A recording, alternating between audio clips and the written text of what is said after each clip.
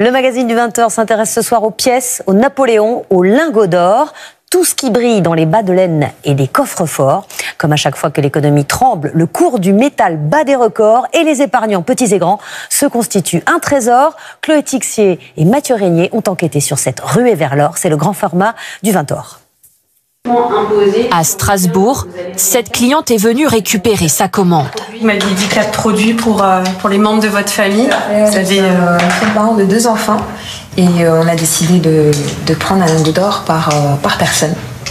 Sur la table, 4 lingots de 100 grammes, montant 40 400 €. C'est quelque chose, c'est assez symbolique comme moment. Cet or, elle le voit comme un investissement sur le long terme.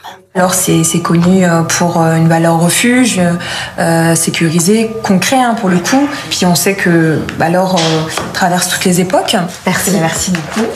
Je vous en prie. Si elle repart avec ses lingots dans les mains, d'autres clients préfèrent rester discrets et achètent leur or sur Internet. Dans cette pièce sécurisée, se préparent les commandes passées à distance. 2, 4, 6, Impossible de filmer le visage des salariés pour des questions de confidentialité.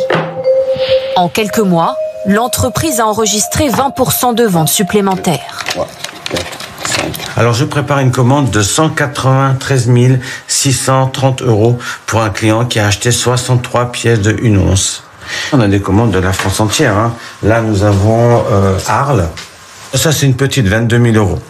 En général, le livret A, il y passe. Celui-ci, il l'évacue rapidement. Et après, ils voient comment ça fonctionne et après, ils attaquent les assurances vie. C'est le cas de ce client. Il veut rester anonyme. Je vous en prie, installez-vous. Lui a clôturé une assurance vie il y a quelques mois et réfléchit à investir dans l'or pour la première fois. Et je suis pas super confiant par rapport à ce qui se passe en ce moment. Je comprends. J'ai pas spécialement envie de reprendre des placements à 2-3%, voilà. Son budget, 100 000 €. Il veut notamment prévoir un héritage pour ses 2 enfants. Ce qui est intéressant aujourd'hui, c'est de solidifier cette épargne-là avec des plus gros produits. Ça va être des lingots de 500 grammes, de 250 grammes, de 100 grammes. Et pour le convaincre, la responsable n'hésite pas à sortir de vrais lingots. Ah, quand même. Donc là, j'ai 2 000 € dans les mains, quoi. C'est incroyable. Je m'attendais à ce que ce soit plus grand, en fait.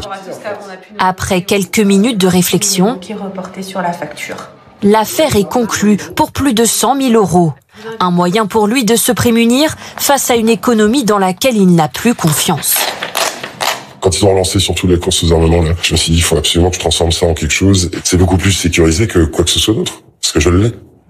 Donc je peux partir avec, je peux le donner, je peux le revendre. Voilà. En temps de guerre, les premières attaques sont sur les transmissions. Donc si le système bancaire tombe, vous faites quoi? On sent une anxiété et cette anxiété se traduit par une envie d'être en sécurité, tout simplement, et de transformer les euros en une autre monnaie. Face à cette demande croissante, l'agence a augmenté ses stocks d'or, car elle le sait, les fournisseurs de lingots sont eux aussi sous pression.